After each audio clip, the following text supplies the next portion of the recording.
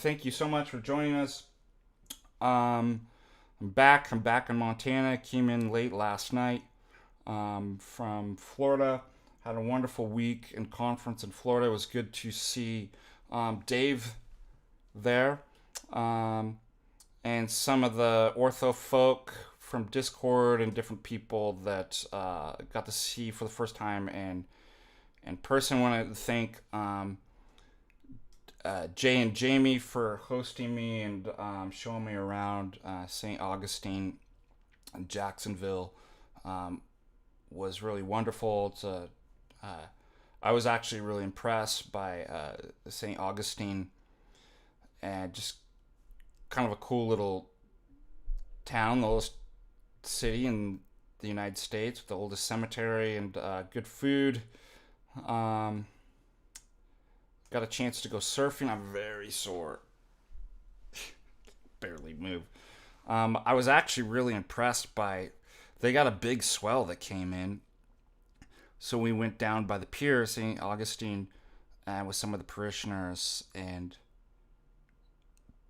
did some surfing. But as you know, um, I'm not surfing up in Montana. I don't.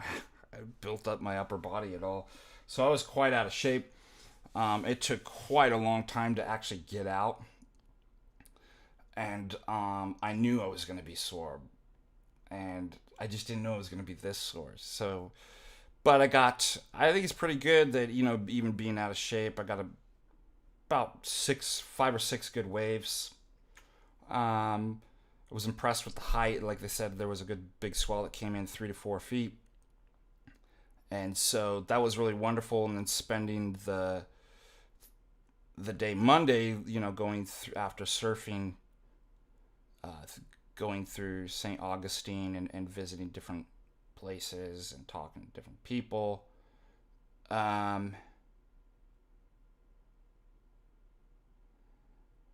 Thank you, Dave. Yeah, we're not big meanies. I want to thank Father Vlad and Father Theodore and everybody at the parish. Um, and they were really wonderful. And Father Vlad's talk was amazing. My mind's still blown away by what he had to say. Of course, I've got tons of work piled up. School. I did build out my courses for the time I was going to be gone. I had pre-recorded lectures for the students, and then they were working on some writing workshops and assignments. Um, Congratulations, Vic, on your midterms. What else? I barely made the conference. So what happened? I was supposed to go out last Wednesday, and my connection layover is in Denver, and it was only an hour and 15 minutes or something like that. So my flight got delayed on Wednesday because the crew didn't get enough under FAA federal law. You have to require a certain enough rest time between the last shift that you work. So my flight was delayed Wednesday by an hour and a half, which means that I'd be missing my connection flight in Denver. I hate Denver airport. I'm not a fan of Denver, just period. And so I'd contacted the airline. They're like, "Oh yeah, you're gonna miss that." But so okay, well, what's the next flight out of Denver? And they were like, "Oh, you'd have an 8-hour layover in Denver, and then you arrive in Jacksonville at like 11:30 in the evening." And I'm like, "I'm not waiting 8 hours in an airport. Certainly not Denver." So I'd asked, well, "Okay, what do you have the next day?" And they had an afternoon flight. So I'd be arriving in Jacksonville last Thursday, still at 11:30, which was a late flight. I really didn't want that, but it did take the stress off of not having to wake up early here in Helena and trying to make to the airport super early. And lo and behold, Thursday flight out of Helena is delayed. And I'm watching. This time I had a little bit more. I think I had an hour and a half layover. And it was delayed by like an hour. So I'm like, that's really pushing it. And it got closer and closer, and it was delayed more than an hour. And basically, first it was showing that I'd be arriving into Denver 5 minutes before my other flight was going to take off. And I'm like, there's no way I'm going to make it. Says here on the app, it takes 20 minutes to walk from one gate to the next one. I'm like, there's no way. We made a little bit of time, and it was like 15 or 20 minutes before it took off. And remember, they closed the doors to the gate, 10 minutes prior, 15 minutes prior to takeoff. So I get there and I'm like, I'm gonna have to run with my bags. And I did. And basically, I had 13 minutes to get to the gate, and it said it took 20 minutes to walk there. I must have made it in 10 minutes, and they closed right when I got there. Somebody's like, oh man, you just missed it. They just closed the gate like a minute. Now, the problem is, why I was stressing is, it was the evening. I knew that there wouldn't be any other flights to Jacksonville, that they'd put me in a hotel probably. God knows when I'd fly out Friday, but Friday was the conference. So I'm like, I don't even know if I'm going to be able to deliver the paper. I built this whole trip for nothing.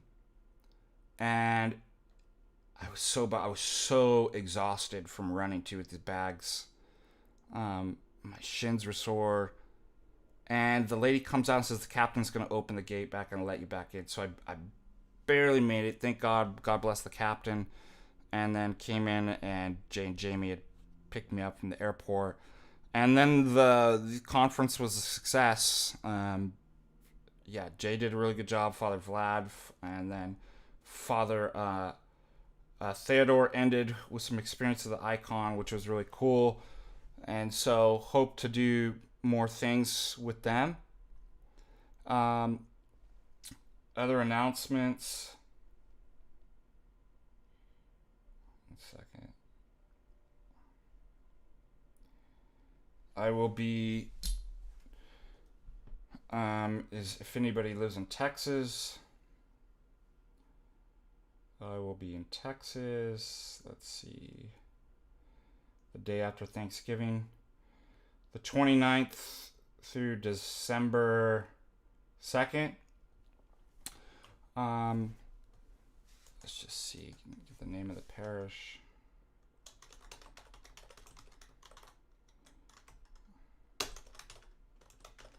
In San Antonio. If anybody...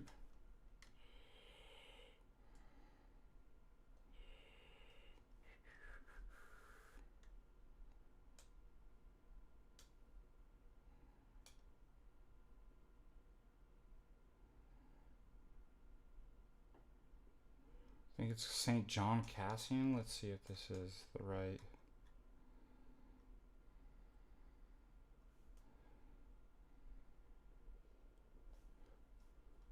Father Valentine's parish is going to be consecrated.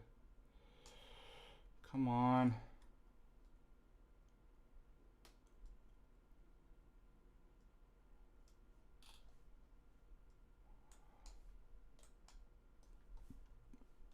If it's Father Valentine's parish, that's where. Let's see. This has got to be his. Where's the clergy? Clergy.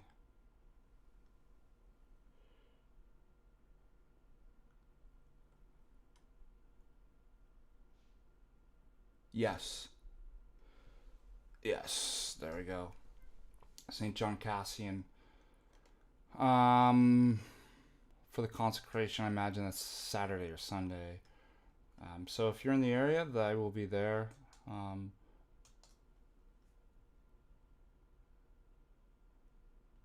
Oh, prayers for your brother Vic.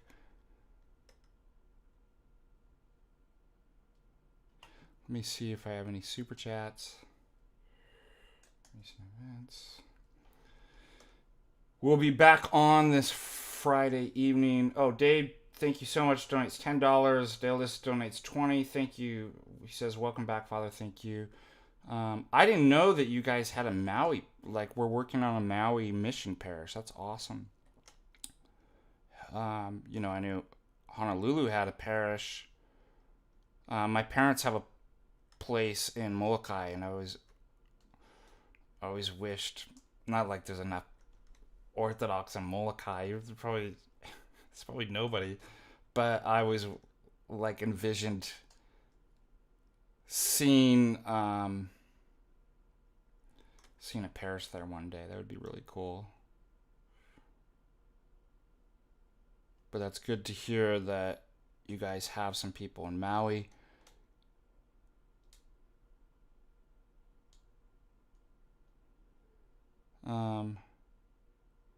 Father Alexander, is he from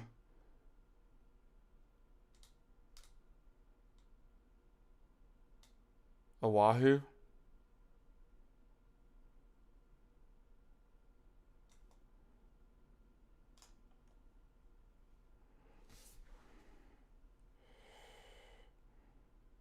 Yeah. Well, may it be blessed. What else is going on? Oh, Friday, we'll continue back with the catechesis. And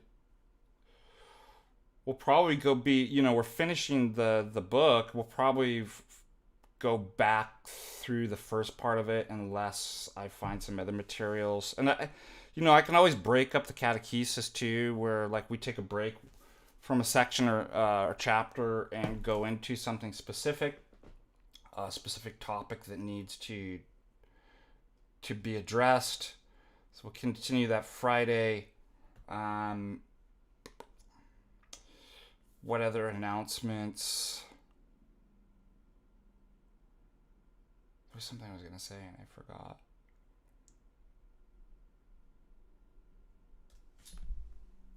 Oh, I remember. So I have a proposal. We'll see what you guys think about this. God bless that we get even 30 people in here to pray together. A lot of people, even Orthodox, don't want to do that. That's fine. No judgment or anything on that. But people do enjoy the discussion and Q&A afterwards. My thoughts, and let's say they want to revisit or they can't tune in live and they want to go onto the YouTube and find the discussion. They don't want to listen through the prayers. My thoughts is what we could do and going forward is I can end the stream after the prayer and create a new stream that you guys could go over to on, morning news, or discussion or something like that, where we could have, it'd be easier to find. What do you think? That way people who just enjoy the discussion and Q&A could just go and into that video rather than having to go into the morning prayers. And then I'll also be categorized. Could even given like going back, re-edit whatever the title of it had to be that we were discussing. So we'll do that next time. If you guys are in agreement with that.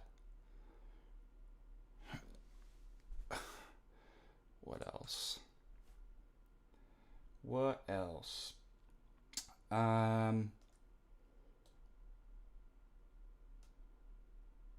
some interesting conversations with Jay and other people. They gave me things to think about pastorally. and just in terms of teaching and different stuff that maybe I could share with you guys.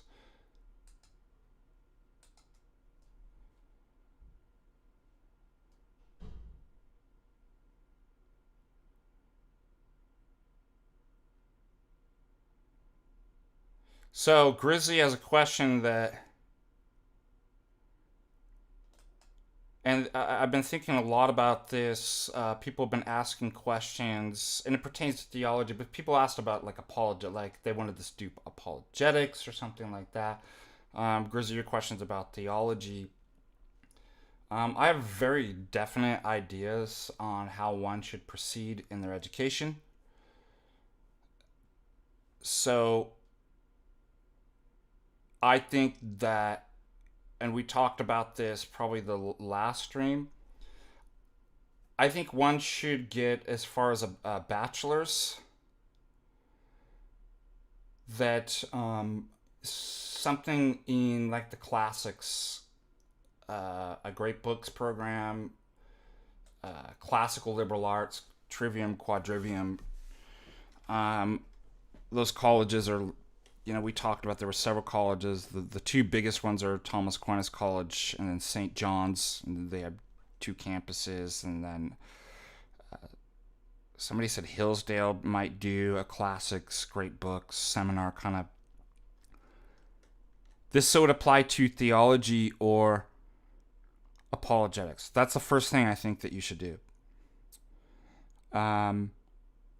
Then what I think, whether it's theology, philosophy, or apologetics, if you want to continue after you get a foundation in kind of the classic liberal arts or classics itself, and that's going to include learning a language, then you move into kind of narrow in something in grad school. So you could do an MDiv in seminary. If you're doing apologetics, I would say probably then go to grad school, get probably a master's in philosophy. Then go to seminary, which is another 3, and get an MDiv. And then get a blessing from your bishop to kind of do that kind of stuff. But that would be generally and certainly with apologetics, we talked about that, after that time, let's say you go in at 18 and you get a bachelor's at 22, 23, 24, master's, 25, 26, 27. You get an MDiv, that's the fastest. You need about maybe 3 years. Maybe you should travel and get some experience too, because nobody should be doing apologetics under 30 years old. That's another thing that, just like nobody's, unless there's a rare case, is going to be ordained younger than 30. So that's kind of my general recommendation.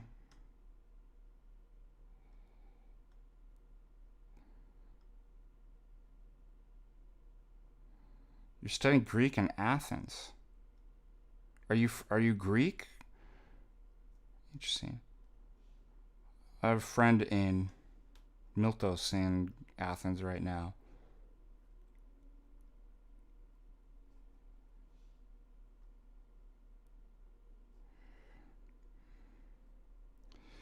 So Josh Rubio asks, what do you say if somebody, the interpretation of scripture being correct is using the simple...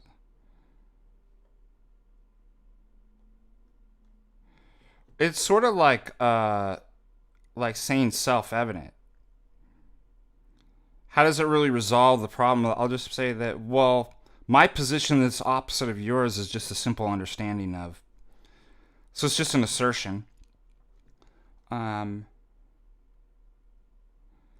2, it's just false. St. Paul talks about there's many difficult passages that people in their ignorance twist to their own destruction. Number 3, it begs the question that God's sole purpose, communication to mankind, was going to be done through written texts, apart from a normative authority, to bind legally, and therefore he would make it everything just simple and easy to understand. I mean, Matt Slick tried to do this on me too. That the simple passage, Jesus wept, is not, and I pointed out that's not a simple wept. The divine nature, the human nature, how does it relate to do you see how complicated even something as simple as Jesus wept? And number 4, like I said, great. Then I'll just assume if you get to pull that off, then I'll just say that, well, obviously my interpretation of Scripture, that your interpretation is wrong, is the simple interpretation, so I win. It's just dumb. These people should be banned from reading anything, to be honest.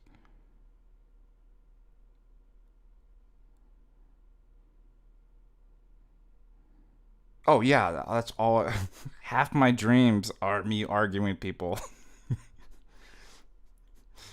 But I've actually come up with good arguments and insights in the dreams.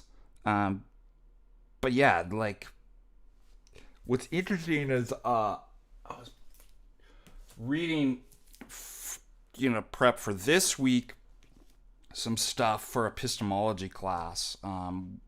The first night that I got the J's, and guess what I dreamt about? It was all epistemology and arguments and stuff like that. And so, also, I really appreciate Jay. We watched some really cool. It's too bad we didn't stream it, but we just wanted to relax. We watched a lot in the evenings. We chilled and took it easy. We watched a lot of good movies, and it was cool that Jamie and Jay and I were just doing movie analysis as we're going through these. I picked a lot of kind of movies with demonic themes. Because I wanted to kind of analyze the kind of theology, and interesting enough, that's exactly what the gospel was on Sunday. Was the I can't even talk. The demoniac. Thank God. I was having a stroke there. Demoniac and Gergesenes was the gospel. And I told Jay, I'm isn't it interesting? We were watching demon possession movies and stuff with demons and stuff the nights before, and then Sunday was actually about that. So I thought that was kind of interesting.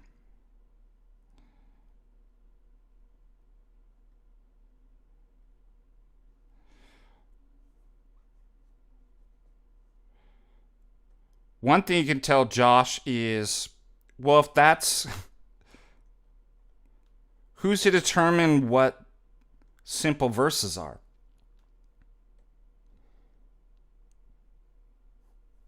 Like I said, Matt Slick tried to build something off Jesus wept.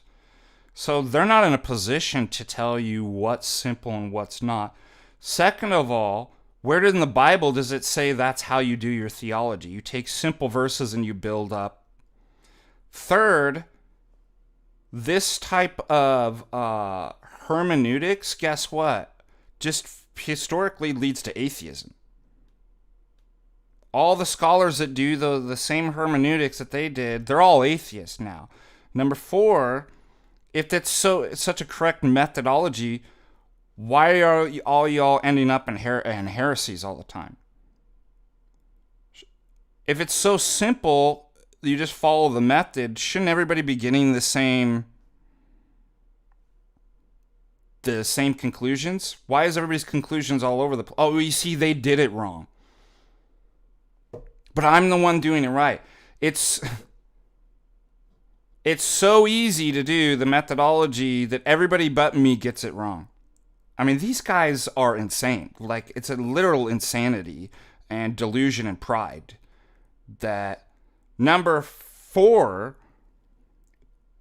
it's anarchical. So they have no normative authority. And by the way, Protestants can't seem in their mind to distinguish between authority and normative authority. They're like, we have a normative authority. It's like, no, you don't.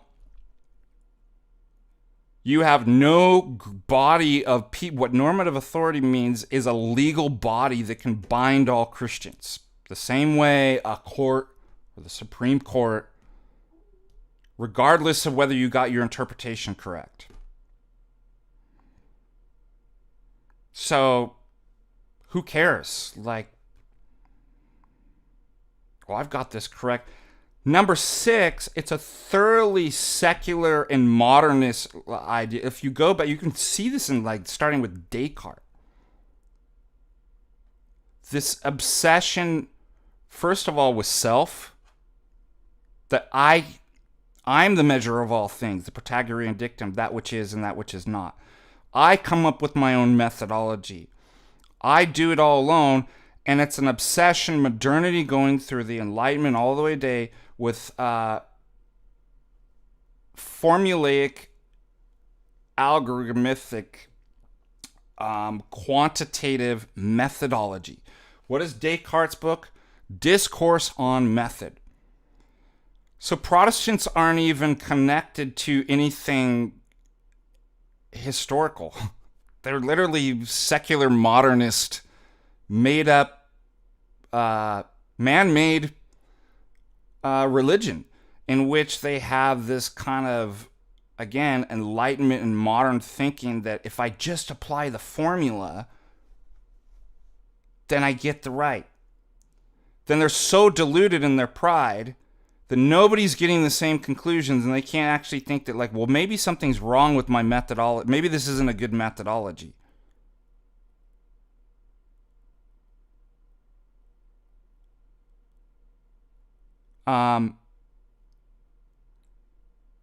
Furthermore, just lost my point that I was going to.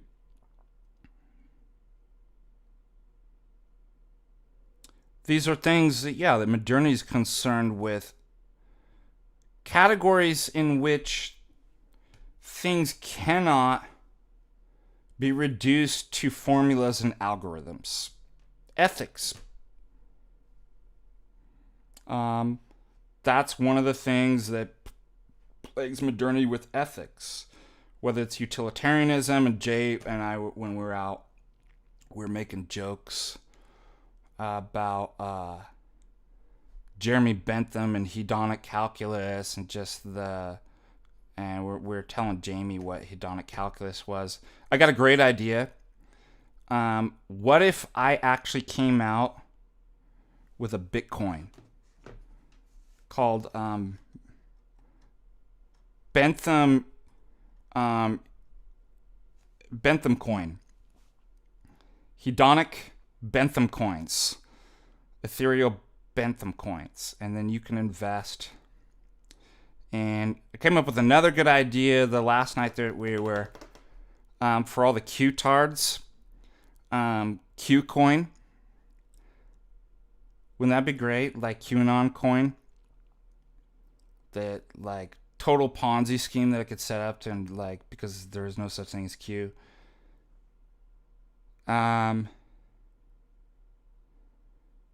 Anyways, going back to like ethics, for example, rather than virtue ethics like Aristotle and Plato would have, and you see in antiquity, modernity becomes obsessed with a formula, algorithmizing, the complete scientificization and quantitative reduction of everything, reduced to kind of the way mathematics would work. And I talked about this in terms of I'm going to be doing more research into the left and right brain.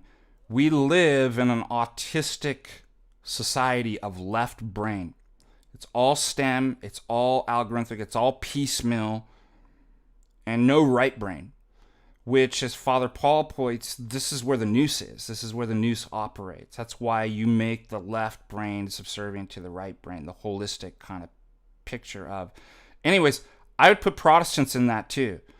That, look what they did. Well, you just do this special magic formula here, and that is nowhere to be found in the Bible. If it was so important, ask the dumb Protestards, if that was so important, the methodology, and your presupposition is everything that God wanted to, the most important things he had written down in a text, why didn't he write that in there? Why didn't he have that written down? This is how you actually... Oh, you know what God does? The Protestant God is, I'm going to wait 1,600 years. Everybody's going to be so confused. We're not even going to know what the Bible is for 600-700 years. We won't know all the books. And then I'm going to pick some heretic to basically say, reveal to him what the correct hermeneutics and heuristic is for. So to hell with all the Christians for 1,600 years. We're going to get a new prophet. Montanism, right? This is total Montanism. And they're going to save us. And he's going to be a modern enlightened man, you see. He's going to use formula.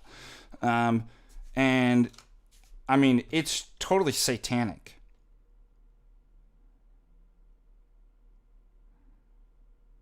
Of course, Protestants have to justify the canonization of Scripture. And they can't do it without a normative authority. What if I just say, first of all, the canons are not the same. Even, some of the New Testament, they think, well, we have the New Testament as long as it's there. Doesn't tell you it's right. Especially if there are time periods when people, had, larger difference of canons. There is no way without a legal body to authorize what. Number two, you can't be devoid from the community that wrote those texts when they were used. These people are literally made up religions 16, 17, 800, 1900 years later, totally devoid. Like I said, they're moderns in their thinking. Totally devoid from the community and the life and the mindset of the people that wrote that and preserved that. And they're going to decide, do you not see this is why in Protestant they all end up, these higher textual critics in modern academia, Protestant, they're all atheist. That's where it leads to.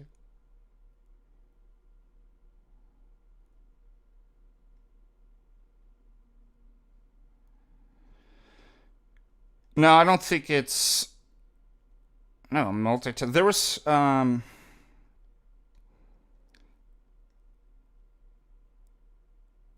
I don't think it's sacrilegious. I mean, when you can get to... it's no surrogate for liturgy. But there's nothing wrong. Why not fill every aspect of your life... with holy things, so it doesn't desecrate. I mean, as long as you're not doing an evil action.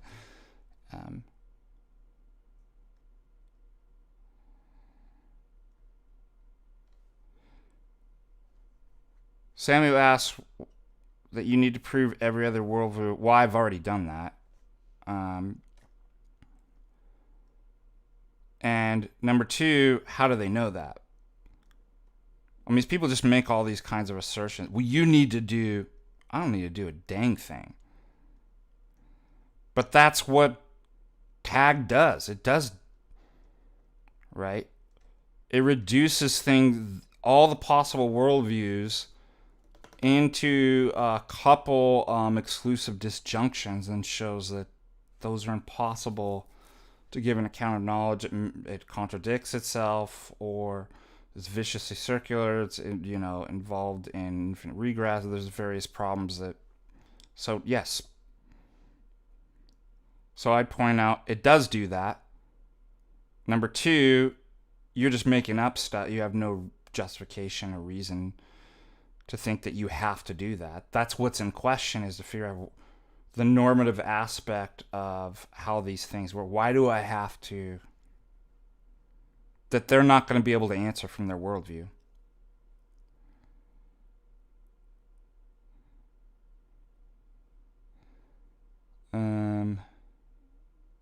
Okay, going back to, oh man, we're gonna do some stretches. Oh, Lord have mercy.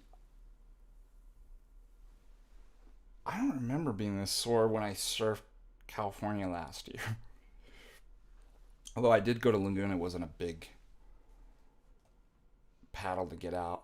The beach in St. Augustine reminded me of Huntington Beach. Like, it's one of those long. Although the waves weren't as like powerful as like pushing you back, I was kind of surprised about that. But it was a long paddle. I'm like, it took me forever to get out.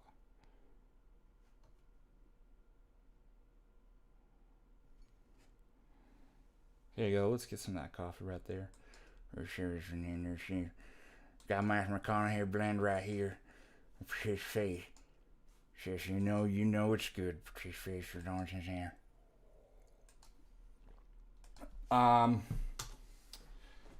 Okay. There was something that came up recently. Justin Hanley donates $20. Thank you, Alms. God bless you, dear brother.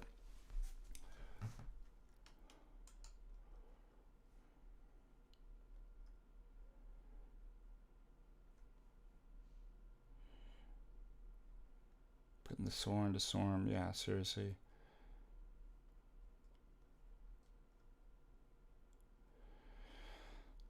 Well, I think you should take a logic class. Logic's foundational.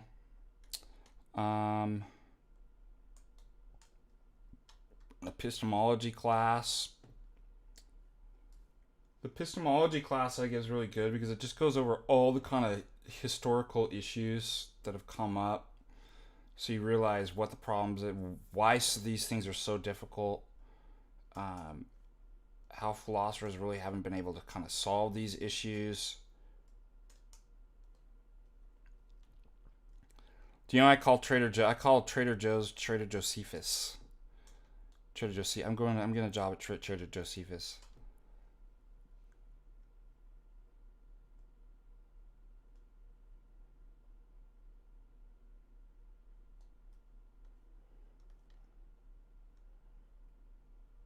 But as we've been talking, Samuel, maybe you should read literature. Maybe the best way to understand Tag is to start reading Brothers Karamazov.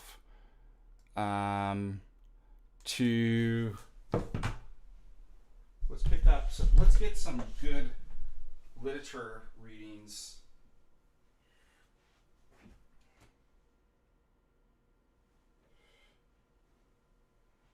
The Iliad. Oh, I got 2 copies of the same book. Who wants to win a copy of Homer's Iliad? You should read the Iliad. How to best understand Tag. Read Homer's Iliad. Brothers K. Let's see.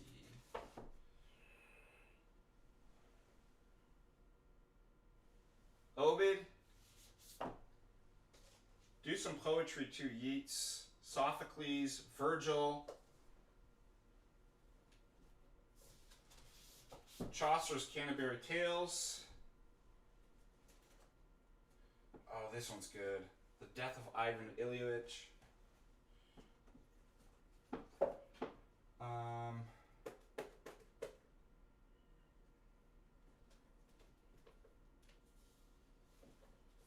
Cervantes. Don Quixote. Where's my Don Quixote book? It's like a red. I think I still have tons of books that still need to be.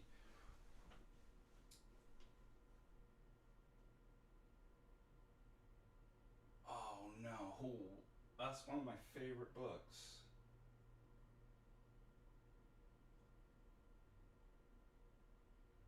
I must have it. My parents are still locked up in Dante's Inferno, Paradiso, and Purgatorio.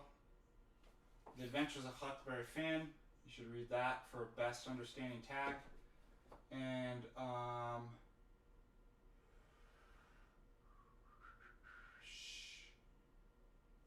this is really weird. I can't even find my Shakespeare book too. Yeah, I must have a box that I haven't. Shakespeare. Oh, here's Shakespeare.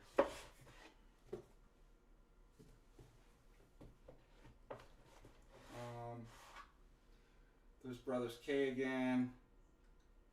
Yeah, those are my recommendations for understanding tag.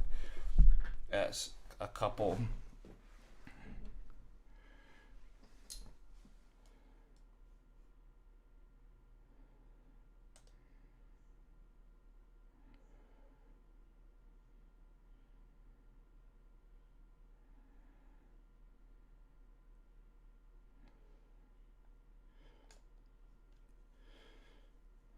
Then, when you take the epistemology and stuff, then you'll understand it. When you do the logic and stuff like that. Like I said, that's why I was recommending a great book, Liberal Arts Education. Your gut is to think to go into the most analytic kind of left brain. But what you want to do is you want to learn those left brain analytic disciplines and readings in light of literature and poetry, epics, and the right brain kind of narrative, and that's what I'd recommend for understanding tag.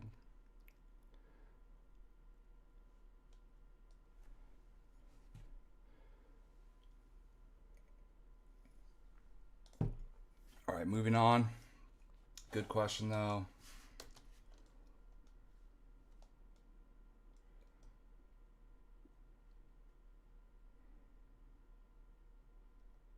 Stay away from flowcharts, anything autistic.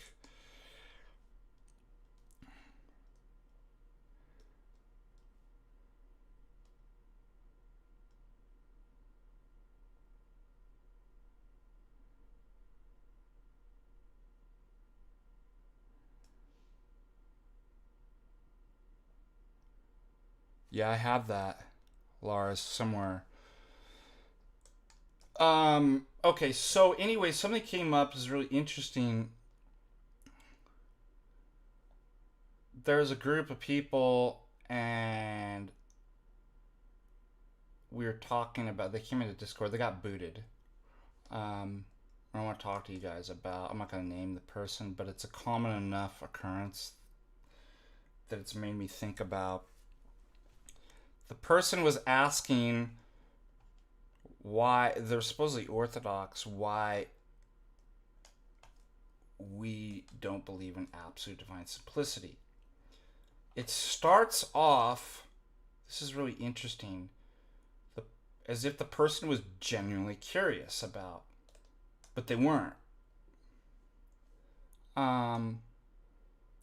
They were trying to argue a Latin position. And basically, I didn't know where they were at, so I kind of gave a general kind of definition. One of the things is he pulls up from some of the father that I guess they've used the term that God's essence is absolutely divinely simple. I don't know. I don't have a problem with that, because I know that what are they falling into? The word concept fallacy. Yeah, they might mean it's not what Aquinas or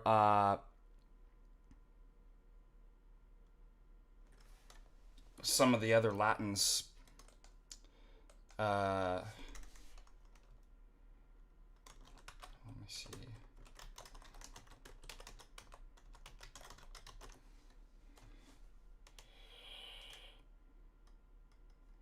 like why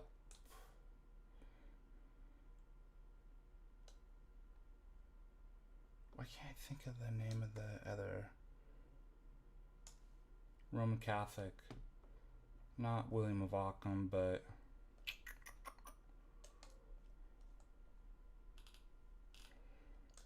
that these guys like to use. There's blank.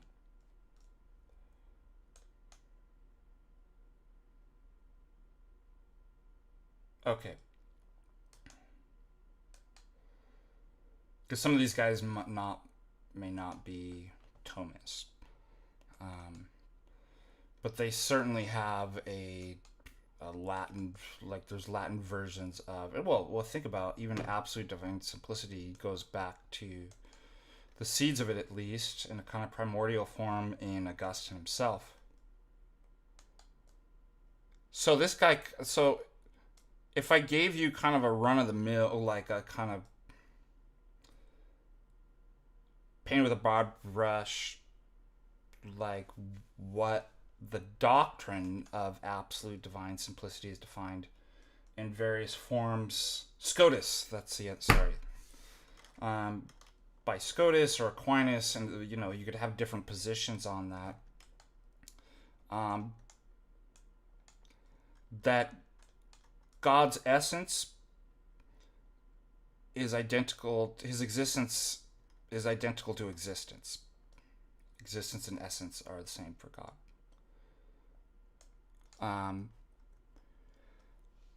And it's absolutely simple. So first of all, you have actus purus, that the notion of actuality, energeia, is God's essence itself. It is this being, and being is his essence. So what does that mean about the predicates that we talk about God? Well, there's a couple different ways the Latins can go, but in terms of Aquinas, well, there's no distinctions, because distinctions imply division and composition. Now, we as Orthodox would say, in one sense, even though completely apophatically, that yes, God's essence is absolutely simple. That doesn't mean that there's no distinctions, real distinctions in God. And it doesn't mean that we're committed to that the predicates then attach to God's essence. Even in an apophatic way, the way that the Latins would define, the way apophatic terms attach to God's essence. In some sense, they do attach insofar as they're speaking through the predicates and pointing out the essence. All right, so absolute divine simplicity is rejected by the Orthodox. God's essence is not his existence. God is above existence. They're not identical. Therefore, also his essence is not pure act, right? It's above those predications and those categories. And therefore the distinctions in God are real distinctions. And so Aquinas wants to say, well, all of those predicates and the distinctions, they're virtual. So in relation to us in creation, they seem to be multiple, but in God, they're one and the same thing. So each predicate is identical with the other predicate. And you have this kind of modal collapse within the essence of God is one reason we reject it. So this guy comes in and says, I don't know what I'm talking about. And he starts bringing in some kind of like Scotus stuff, formal distinction. It's like, well, I don't believe in virtual, absolute divine simplicity and actus purus doesn't imply virtual distinctions. I think it does. I don't think the fact that you can just pull out some more scholastic terms and start saying before the intellect, a formal distinction in re, it's but before the intellect and all this stuff. First of all, that's not language that we Orthodox use. So what do they go to every time? St. Gennadios Scholaris. Oh, but he says actus purus. He says before the intellect. He says, by the way, suppose he had their position. Doesn't matter. One saint isn't the church. People don't become saints because they got 100% on their theology exams. The Palamite synods would overrule a particular saint if they didn't have the correct. Also, they're pulling from guess what they do? One area in St. Gennadius Scalaris. So they're actually misrepresenting him. Now, St. Gennadius was using scholastic language to win over the scholastics. Oh, so we can use him. I'll take one passage and reinterpret like every other heretic does to make my own thing that's against all the church. Now notice, this guy got booted because he basically got sassy with me. This should be the first warning sign. You're Orthodox and you speak this way to clergy. You don't know what the HELL you're talking about. Oh, really?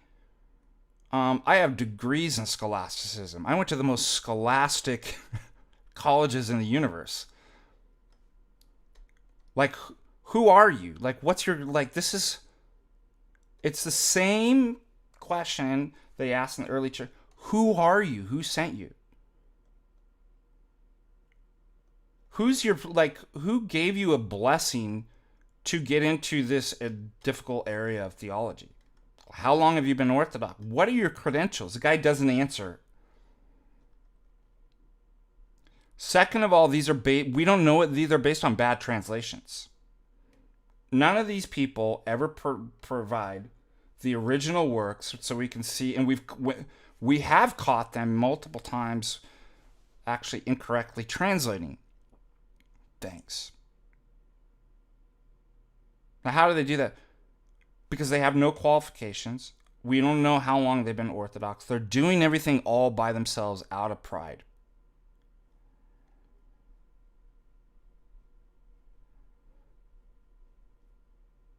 And look at the way they talk. Every clergy's wrong and borderline like inappropriate language with. And all y'all on the internet listen to these people. That's what's crazy. Oh, but I'm listening to his arguments so good. People call this guy out as a demon. He said, no, it's a demon. I'm just trying to understand his position. This is why most of you should be told by your priest not to be involved with these people in these areas. You need to work on the basics of your faith. You need to acquire some basic virtues before you even go into these areas. And what happens is, oh no, I think he's a good guy. First of all, you don't have any discernment. Some of these people that were defending this guy. Well, I'm trying to get the guy to apologize. I'm like, he's not going to apologize. I'm like, I can pick up on the spirit of, it's a demonic spirit. These people have disdain for hierarchy and clergy. And they take pride in their intellects without any qualifications whatsoever. They haven't gone to school. They haven't, I'm smart. Who's whispering in their ear? You're smart enough. You don't need to listen to clergy and people who are credentialed and have blessings to teach and do this stuff.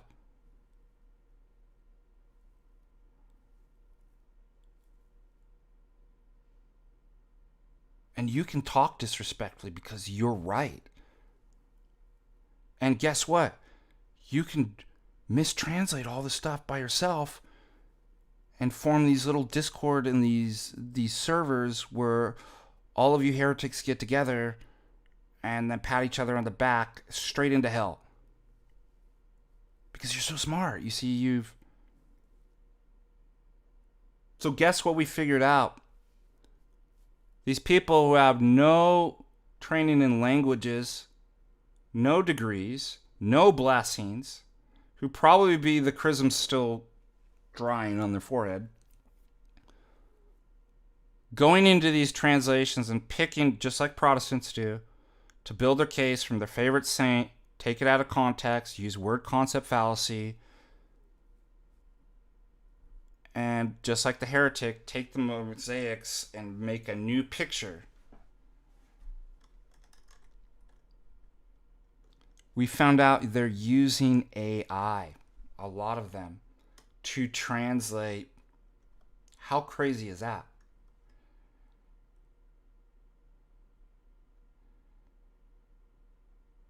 To give the illusion that they know what they're talking about.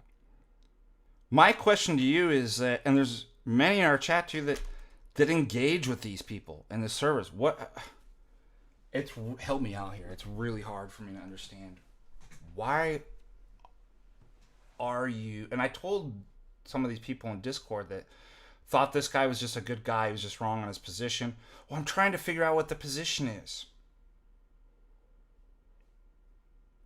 So all of us clergy warn about going into these groups and associating with these people. And you're going to do it anyways. Like, you're free to do that.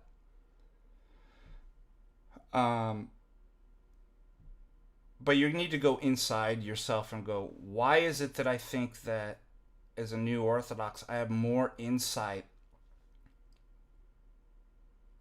on what I should do and who I should be associated with, even though I haven't acquired any of the virtues yet, than the priest?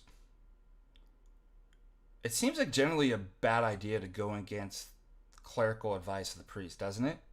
Oh, no, just trust me, I know what I'm doing. Lord help you. Like, I feel bad. I and other clergy have warned. Okay, so this is becoming more of an issue as far as how do us clergy educate? Like, how do we write out kind of prescriptions for the best course going through of understanding orthodoxy and stuff like this? Now, I'm talking about Orthodox who are have no qualifications. Some of these people said they have the blessing. Your priest can't give you the blessing. The bishop does. You can just jump from priest to priest. I've seen that happen. Oh, my priest said. There's never any proof of that either. Yeah, Orthodox in name only.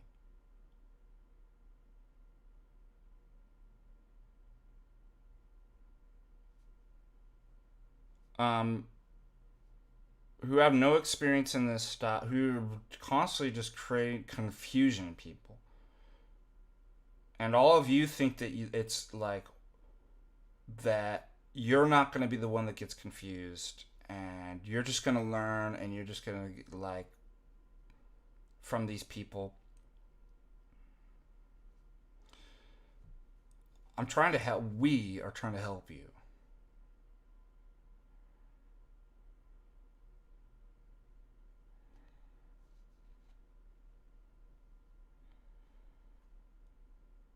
I think ADS does lead because even will is going to be collapsed in terms of the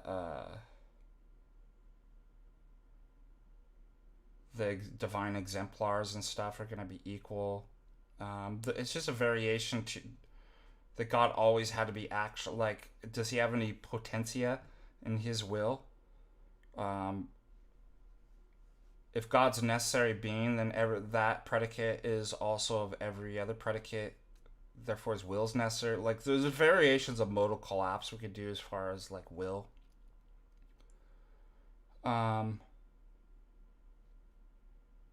Yeah, some dude on the Discord, Orthodox dude, Latin, and I knew it as soon as, like, Saint Ignatius Scaleros wrote. But I want to show you something. I'm going to read you something from Saint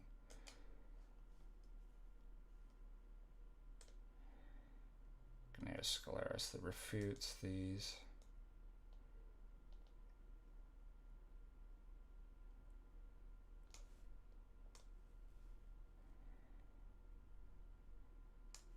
Each of the divine energies is a realia. Thus, in one and the most simple res, in the thing, the divine essence, but the ratio,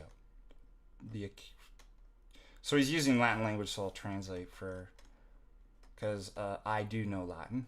I'm not the best, but I know enough. The account of each, the explanation, the account, the reason. Revealing the quidditas, the essence, toti, I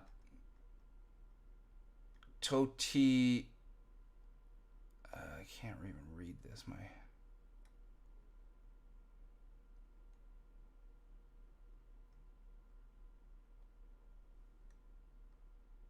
It's kind of blurred out on there.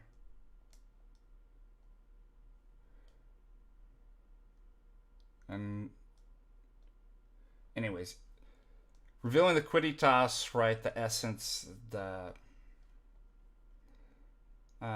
is different in essence. Therefore, it's reasonable that they are distinguished from each other in reality. So we speak about the divine energies, not only from each other, but also from the divine essence itself. So notice there's so Saint Gonario Scolaris is even saying it isn't simply just formally. He's going to go into this. It's not just before the mind. It's certainly not virtual. They are really distinct from the essence itself.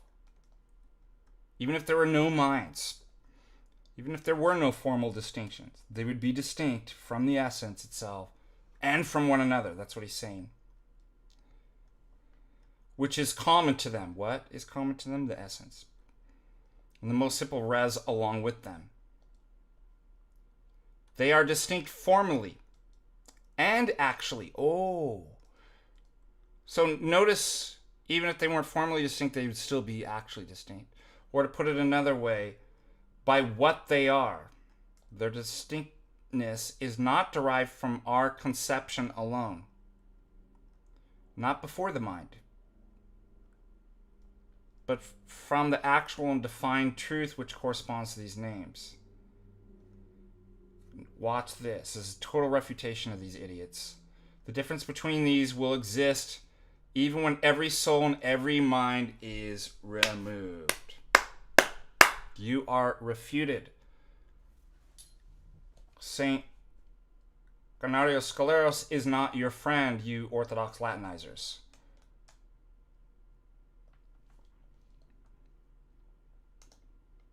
So you're going to tell me I don't know what I'm talking about as clergy and somebody who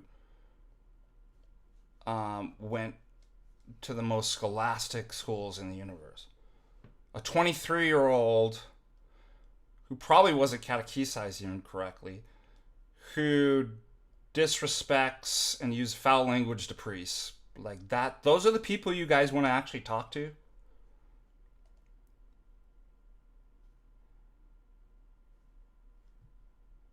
Oh, but why are you trying to bring something into Orthodoxy that doesn't belong?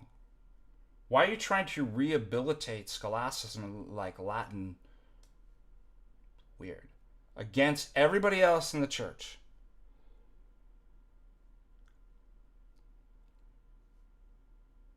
So again, as far as education would go, I wouldn't even allow you, like, as far as prescribing, Orthodox to get into this unless, like, some of this difficult stuff. First of all, 3 years as a neophyte. Then you'd have to get credit. Like, I would be like, you'd have to be under the direction of a priest, as well as getting, like, some degrees and qualifications. And we've got to figure out a prescription that at least prevents, in terms of prescription, anybody just taking up more difficult, sophisticated theology and trying to figure this out themselves. And the collateral damage is, not just themselves, it's those around them. Let's go into...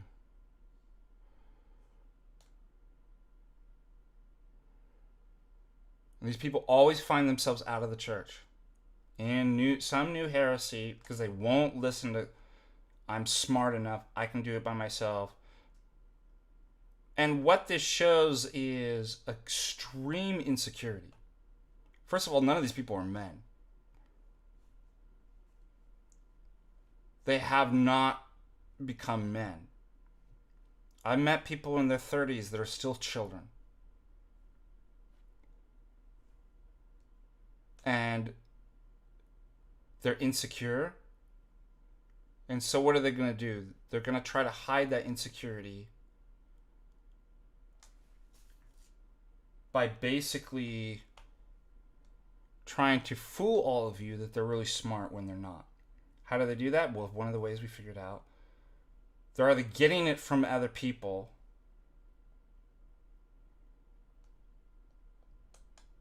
who are a little bit smarter from them, so they're not actually understanding what they're getting, or they're using AI translators. Seriously, that was a new one. I'm going to have to get going. I have a meeting pretty soon. I'm just trying to pop up the... Let's see.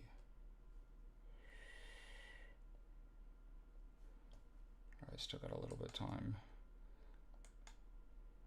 But it's later than you think, Deacon. Oh, I got enough time for this meeting. It's later than you think. So, something for the priest to kind of write out, like, how should I proceed in my education? And by the way, the best thing you could do, get plugged into a parish, as I always say, and become a servant in the small things. Spend less time online.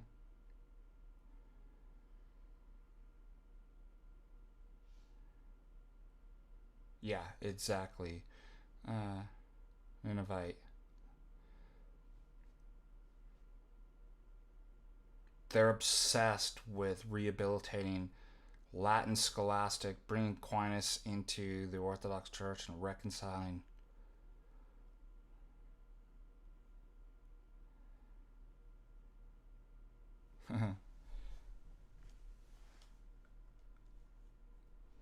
All right, other questions before we depart?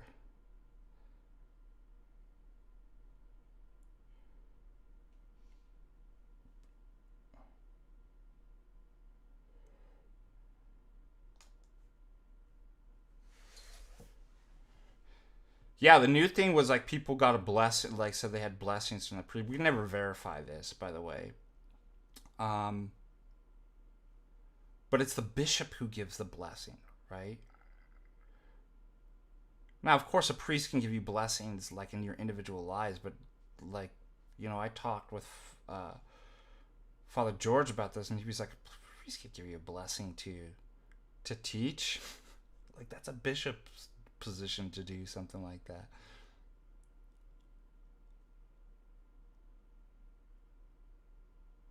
But why, like, let's suppose why would you let a neophyte?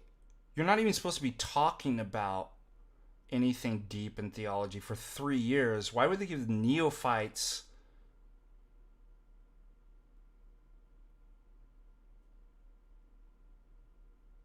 the blessing to teach without any credentials or any, like, it just doesn't make any sense. DBH consider Orthodox? Yes and no. He says he's Orthodox and he goes to liturgy and stuff like that, but he came out last couple of years denying the councils in favor of his universalism. So, can you be Orthodox and deny the councils?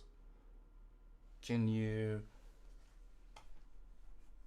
hold a position that was condemned by the councils?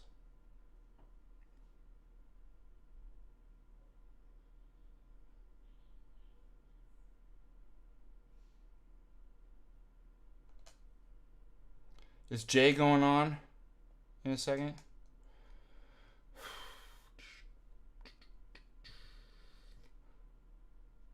Oh, it's a debate in an hour.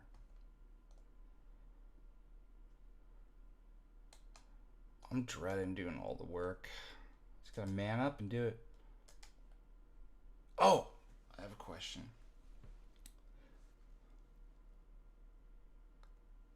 I get this all the time. So, I made some quizzes.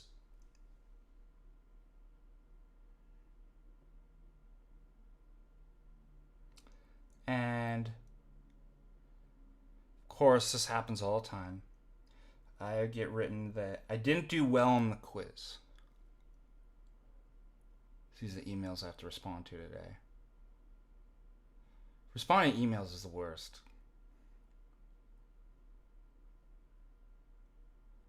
Of course, what kind of questions do you think I get from students? I didn't do well on the quiz.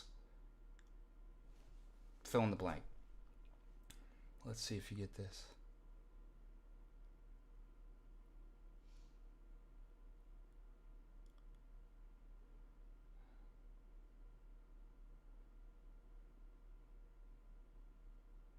Yeah.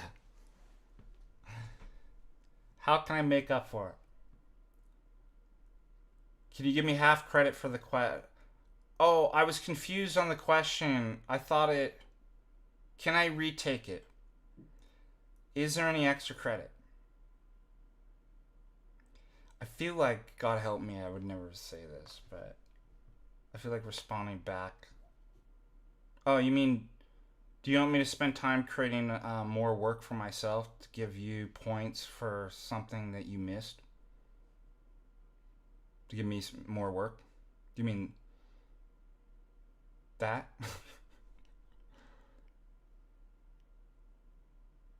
Yeah, God of Christianity is not the same God as the Talmudic Jews or Islam.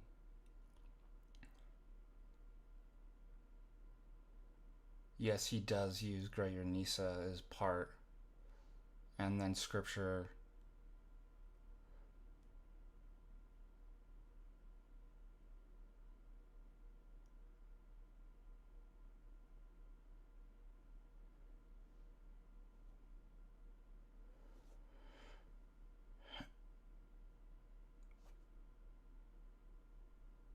Yeah, I mean, I don't like that if they did that. What are we Orthodox? We always keep what has been kept. So if there's a tradition of at the end, the priest, you venerate the icon, you walk up to the priest at the end of the liturgy after the prayers, and you're blessed by the life precious cross, and you kiss his hand. Of course, the Eucharist bless, but not everybody partakes of the Eucharist. Maybe they walk up for the chalices and get a blessing. Maybe they don't. But my question is, why change something that we've always been doing? Because you can rationalize, well, the blessing, I'm suspicious of that. I don't think anybody even sends catechumens into the narthex anymore. We do bring up our catechumens for the catechumen prayers.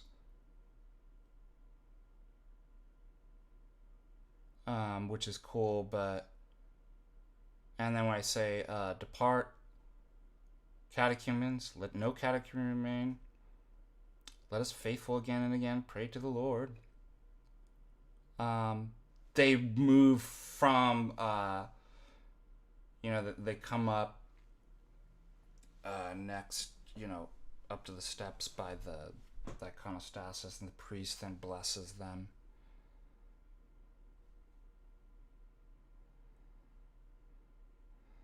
And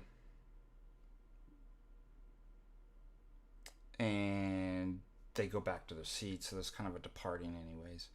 But, I've never seen catechumens have to go into the narthex. Yeah, well, yeah, Father Moses is good. He's probably on the same page as me. I mean, luckily, I don't have to worry about it because I'm not Antiochian. You and the Antiochians have to worry about.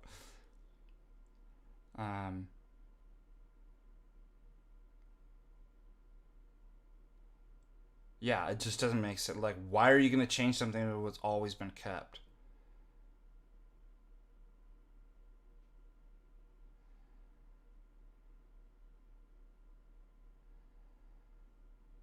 That's what.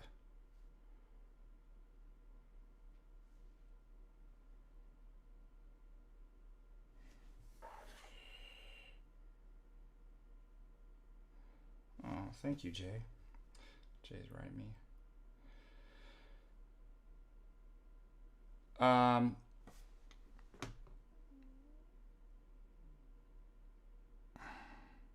Sorry, the knave, yeah. I'm getting my terms mixed up.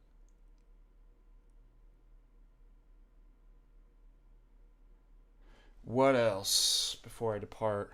I really need to get to work. I want to see if we have any more super chats. I want to thank you for your support. If you, like I said, you are in San Antonio area, what did I say? That Thanksgiving weekend, I'll be the 29th through December, leave December 2nd. It would be wonderful to see you, and hopefully maybe I can see Father Moses while I'm down there too.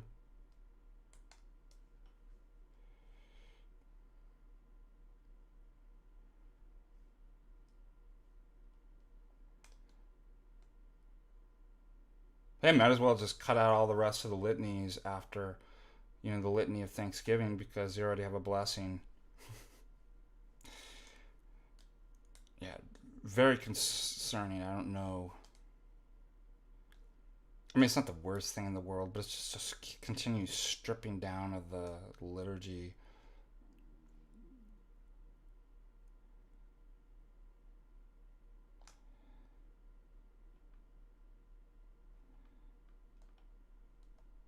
God bless you guys. Keep me in your prayers.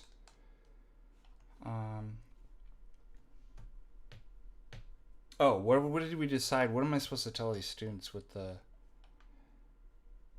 Hey, don't worry. There'll be plenty other quizzes in which you can make up the points eventually. How about that? It wouldn't be just and right. Speaking of ethics, it wouldn't be just or right.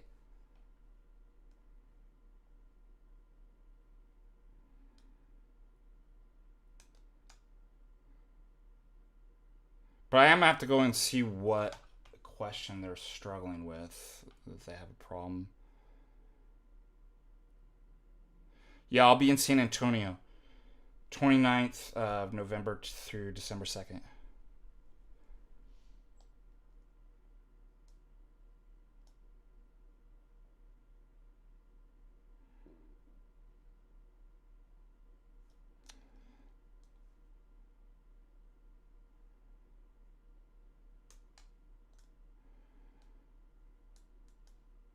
Yeah, I don't know when I'm going to see Father Nectarios next. But I will.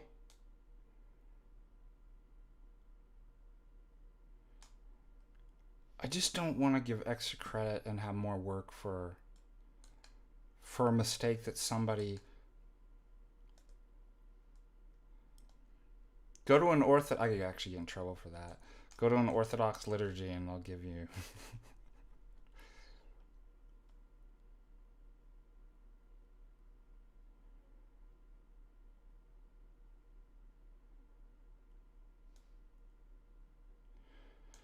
I gotta do it. I'm gonna have to figure out what to say. Lord, help me. And God bless all of you guys. It's good to be back. I really miss my wife. and it gave me time to just think about how um,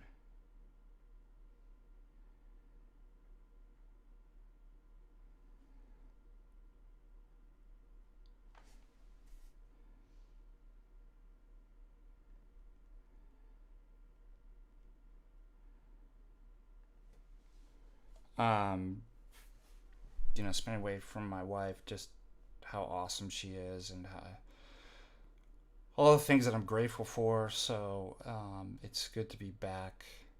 It's good to take a little vacation just to kind of reflect on one's life and wife, and appreciate. Missed my cats too. So it's good to be back. And let me just check, make sure there was no other donations. I don't want to leave anybody out. And if not, I will see you guys later. May the Lord bless you. May He keep you and let His grace shine upon you, keep you from evil, preserve you, give you peace, and that you may spread that peace of the Holy Spirit to those around you. Thank you for praying with me, and until next time, God bless.